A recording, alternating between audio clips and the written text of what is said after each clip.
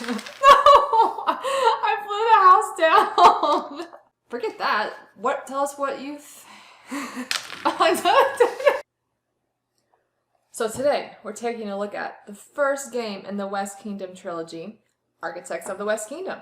Now this game is published by Renegade Game Studios and Garfield Games. So this game is 1 to 5 players, and it's worker placement.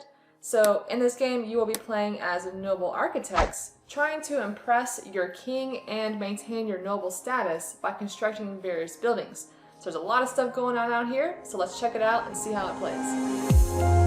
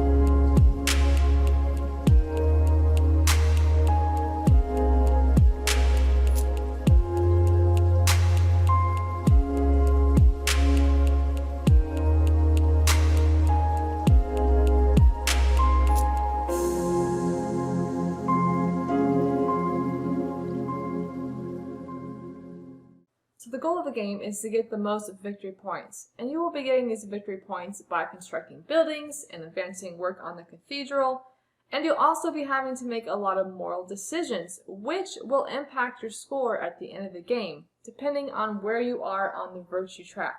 So let's now go over the setup of the game. Alrighty, so let's go over the setup. So first, you're going to place the board in the middle of the play area.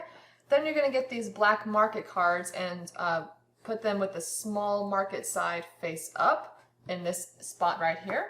Then you'll get these reward cards here, and you'll shuffle them, and then you're going to deal out 2 per player plus 1. So I'm setting this up for a 2-player game, so I will set out 4. That's 2 per player plus 1, so that's 5. The rest goes to the box, and then I'm just going to put them face down in this reward stack right there. Next, you're going to get the deck cards and place them in a pile on the side of the board with the unpaid side up. And then you have the multiplier cards. Then you have a stack of apprentice cards, which you will shuffle and then deal out 8 into these spots here. Then you're going to grab your building cards, which are the green backs. You'll shuffle them and place them in a pile right here next to the workshop. And then you're going to place all the resources out in the supply. And then you're going to grab 4 coins and place them right here in the tax stand area.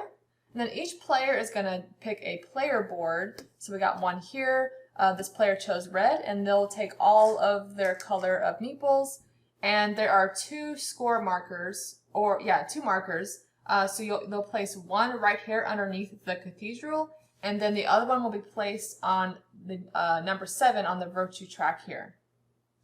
Now each player is going to draw 4 building cards from this stack here, and then we're going to do a little card drafting. So first each player is going to pick one that they want, so they'll keep that, and then we'll swap cards with the other player, and then once again this player will pick a card they want, and again they will swap cards with the other player, and then they'll pick 1 more and discard the other one underneath the building card supply. And then that will be their starting 3 cards for their starting hand. So then you'll randomly choose the starting player, and we'll give them 3 silver. And then the second player will take 4 silver, the third player 5, and so on. Alright, so players will be taking turns back and forth placing workers. So each player starts with 20 workers and will be placing a worker out on a location. And each turn they'll place just 1 of these onto the main board. And generally, the more times a player visits the same location, the more they will benefit from it. And turns will just go back and forth until a certain amount of constructions have been completed, and then at that point, everyone will get 1 more turn. Now, if at any point during the game, if a player has run out of workers, they, for their turn, can take back 1 worker from the board and put it back to their board, which they can use on next turn. However, they cannot take a worker from the guild hall, the black market, the prison, or another player's board. Alright, so let's go over placing workers. Now there's three main location types that you can place workers. You'll have these large open circles here, where really there are no restrictions. You can have multiple of your own, multiple other people, so that's open. Then you have this black market area where there's a small circle. Only one worker can go in each location. And then lastly, you have this outline of a worker where you'll be placing your workers like this, face down, or laying down, excuse me, in the guild hall. Now the prison is another place where workers can be placed here. However, you cannot freely place your workers here.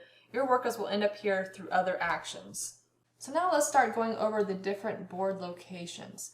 Now there are four main resource gathering locations here in the center of the board. We have the mines, quarry, forest, and silversmith.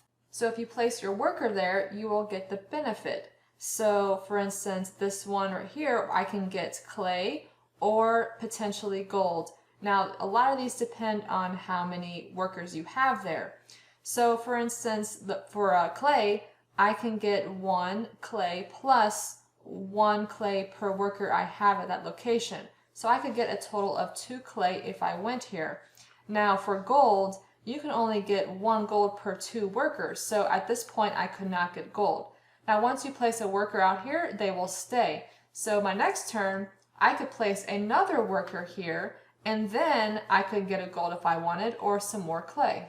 Then you have the quarry here, same concept, you get 1 stone per worker you have there. So if I have 1 worker there, I get 1 stone, and the more workers I get there in the future, I will gather more stone. And then you have the forest where you get wood per worker you have at that location. And then the silversmith where you get silver depending on how many workers you have.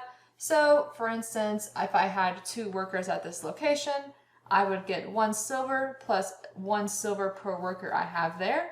So I have 2 workers, so that would be 2 silver plus 1 silver, so 3 total.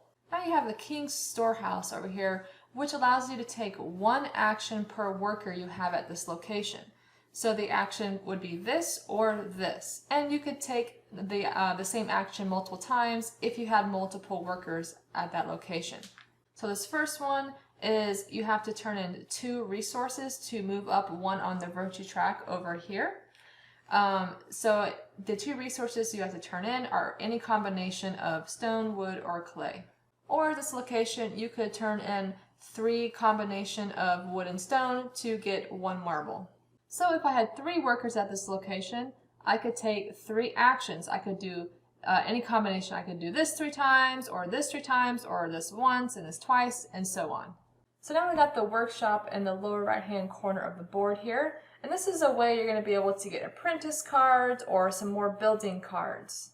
So if you're wanting to get an apprentice card, you will have to pay 4 silver. Now anytime you see on the board this red silver right here, that means you have to pay that to the tax stand. So for this here, I would have to pay 2 to the tax stand and turn in the other 2 to the supply in order to pick an apprentice card.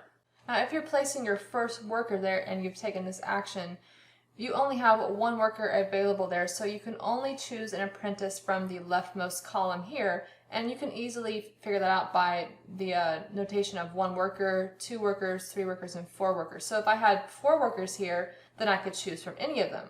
Now there is a way to bypass that. So say I wanted this card over here, but this requires 3 workers, but I only have 1 here. So what I could do is place 1 silver on each of these cards here to allow me to then take this card. So after you've hired your apprentice, you will place them face up in front of you in your play area, and then you will reset this. So you will shift over anything to the right of that card, and then you will refill the open spot. Now it's important to note that each player can only have a max of 5 apprentices out. However, you can have multiple of the same one if you would like. Now if you had 5 and there was a different apprentice that you wanted, you could discard 1 and then replace that with the new one. Some apprentices might have an immediate effect of gaining or losing virtue. So if you were to choose this apprentice, you would immediately resolve that by moving your score marker up on the virtue track or lowering it on the virtue track. Now at the workshop, there is a second action you can take if you don't want to get an apprentice, but would rather get a building card. So this again is based on how many workers you have at the location. So if I were to have one worker there, I could always get one building card. So you would choose the card from the top and add it to your hand. Now each player has a max of 6 building cards that they are allowed to have in their hand.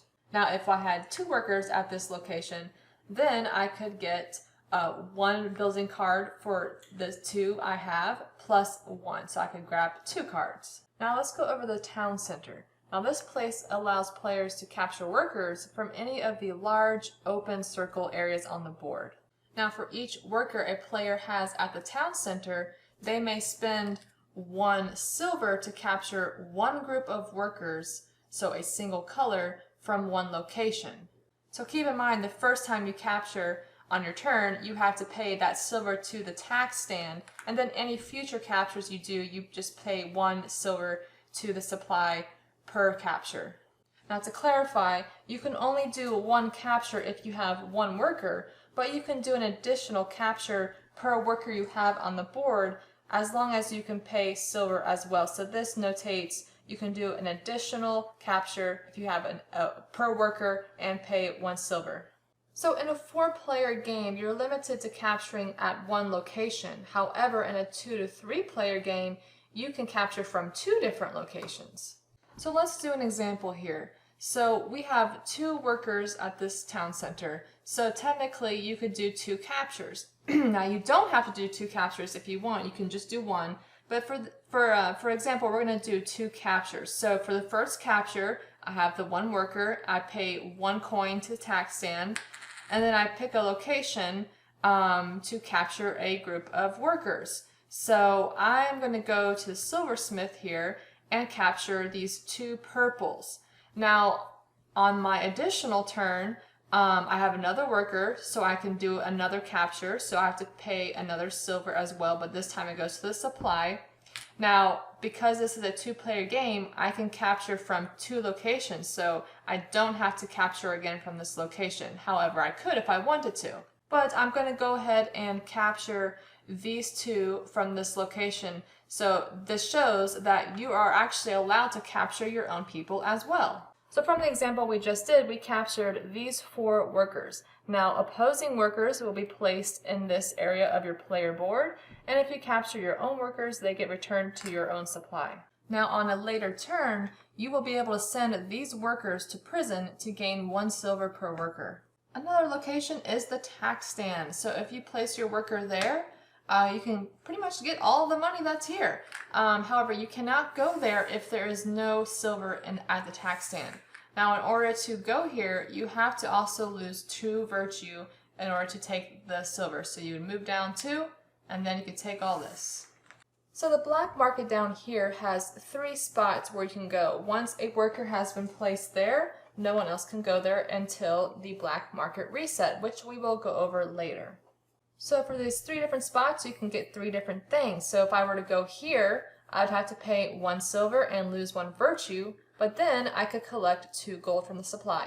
If I were to go here, then I would have to pay 2 silver, lose a virtue, but then I could grab 1 apprentice card from any of the available face-up ones, or I could draw 5 building cards, choose 1 to keep, and discard the others. In the last spot here, you have to pay 3 silver, lose 1 virtue, and then you collect all the resources on that picture. Now for the guardhouse up here, you can get 1 action per worker that you have at this location. So the first action you could take is getting 1 silver for each worker that you've captured that you sent to prison. So if you remember, previously we had captured 2 of these purple workers. So I could send those 2 captured workers to prison and then gain 2 silver from the supply for that. Or I could free all of my workers from prison, so I could grab all of these and put them back to my player board. The next option right here has a couple different things you can choose between. So I could choose to pay 5 coins, the first 2 being taxed, or I could choose to lose 1 virtue and take a debt card and put it in my play area. Now, doing one of those 2 things will allow you to take back all of your workers that were captured and are on other players' boards. So you're going to take them back and put them into your supply. And the last thing you could do down here is to pay 6, the first 3 being taxed, to pay off one of your debts. So if you had this in your play area, you would pay that 6 and then flip this over, which would then allow you to immediately gain 1 virtue. Now players can take these actions in any order that they choose and may also pay off multiple debts in one turn. Now the guild hall over here is where you will be placing workers to construct either a building or work on the cathedral. Now what you will do is you'll place your worker flat on the board and you're going to go from left to right, top to bottom. Now not all of these columns will be used. It will depend on how many people you are playing with. So in this 2-player example, we would fill up all the way to here and then we would stop and then we would move to the next row. So the next placement would be here and so on. So let's say you place a worker in the guild hall and you want to construct a building. So then you'll place your building card that you're constructing face up in your play area. Each card has various costs, requirements, rewards, and effects. Some buildings will require players to have hired apprentices with certain skills. Now in order to construct a building that displays these skills, you have to have the corresponding icon on an apprentice in your play area. So for instance, we have this right here, which would fulfill that one, and we would have to have 2 other apprentices or an apprentice with those other skills. And then building cards also have a resource cost. So that card, I would have to turn in 4 clay and 2 wood in order to construct this building. And if you ever see this lightning bolt effect, that means you take the effect right away. And some of these building constructions have an immediate virtue symbol here where you'll either gain a virtue or lose virtue and so on. So after you paid all the costs and requirements, then you will take the effect of the card. So this is a lightning bolt, so that means this is instantaneous. So I would grab 4 stone from the supply and add it to my play area. Now if you were to see a flag symbol, that means it's an end of game scoring opportunity. So for instance, this card here, if I had this constructed, I would get 1 virtue per 2 gold I had left. So let's say we went to the guild hall here and instead of constructing a building, we want to work on the cathedral. So what you're going to be doing is you're going to be trying to move your marker up on the cathedral, but in order to do so, you have to pay the required cost to the side. So for instance, if I wanted to move up here, I would have to pay 1 gold and discard 1 building card from my hand. And once you've moved there, these symbols right here are going to be victory points that you will be awarded at the end of the game, depending on what location you are at. Now, if you made it up to here, you would have to discard a building card and then turn in 4 resources, any combination of these 2. And these up here are similar to what we just talked about. So after you moved up your marker and paid the cost, you will also take a reward card. So you'll take 1 and reveal it and take the benefits listed. It's also important to note that players can only advance into available spaces. So say for instance, these 2 players were tied. Now, so there's only 1 spot here. So if 1 person wanted to advance, only 1 person could go to this spot. So if purple went here, then red can never move up ahead. So throughout the game, people will be moving their markers depending on if they gain virtue or lose virtue. And depending where they end up at the end of the game, they will lose or gain victory points. So you'll see these yellow symbols here. So if red ended up here at the end of the game, they would lose 7 points. But if they ended up here at the end of the game, they would gain 5 points. Now, if a player happens to be at the 4 or below spot, you see this symbol here, that is the cathedral symbol. This means that because you are no longer very virtuous, you cannot work on the cathedral. And if you keep moving down here, you are losing more and more virtue. So you might be able to actually skimp on taxes. So if there is a requirement where you have to pay tax, you could pay one less tax. If I keep moving down here, then I could avoid paying 2 tax. And then for each virtue they lose past 0, you actually have to gain a unpaid debt card that you will place in your play area for each one below 0. Now let's say you moved up on the virtue track to here. Now if you are 10 or higher, you no longer can go to the black market because you're too virtuous. And then if you keep moving up, for each virtue past 14 you go, you can destroy 1 unpaid debt.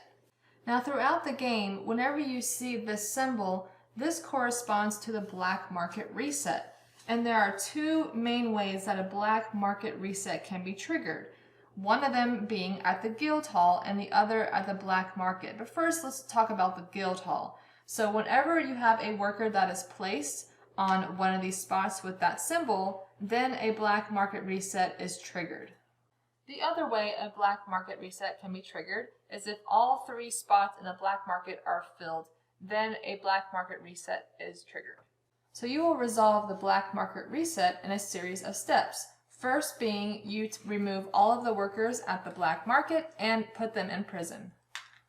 And then you will take the top small market card and flip it over to the larger market and place it right here. If players have any apprentices with the black market reset symbol, they can then resolve that action. And then you will come look at the prison over here and see this black market reset symbol. There are some other steps that we have to do too. So the next step is if a player has 3 or more workers in prison, they will have to lose a virtue. So each player does not have 3 or more, so they do not lose virtue. And then the last step is the players with the most workers in prison will have to take a debt card with the unpaid side face up and place it in their play area. So purple has more here, so purple will have to take this debt. Now the end of the game will be triggered once the last worker has been placed in the guild hall. Now the current player will finish their turn, and then each player has one final turn before the game ends. It is also important to note that in the final round, players may still place workers in the guild hall, but you'll just place them off to the side of the guild hall there. So once the game has ended, you're now going to tally up your scores, and on each player board there is a nice summary of how to score.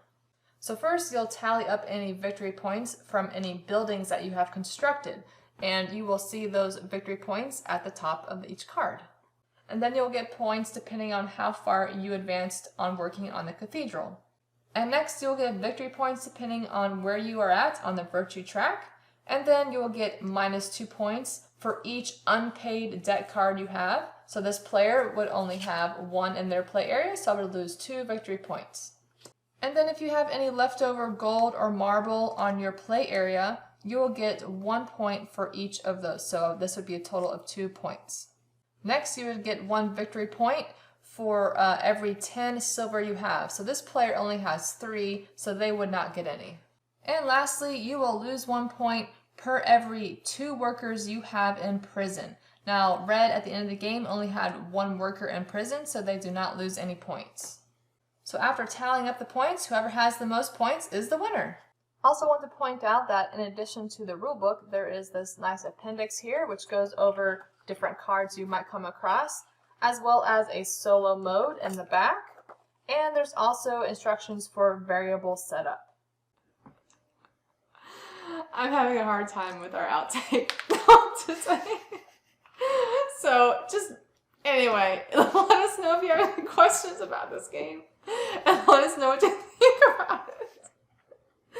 If you like what you saw today, go ahead and subscribe, like this channel, and tell the world about us! Oh my gosh. Bye.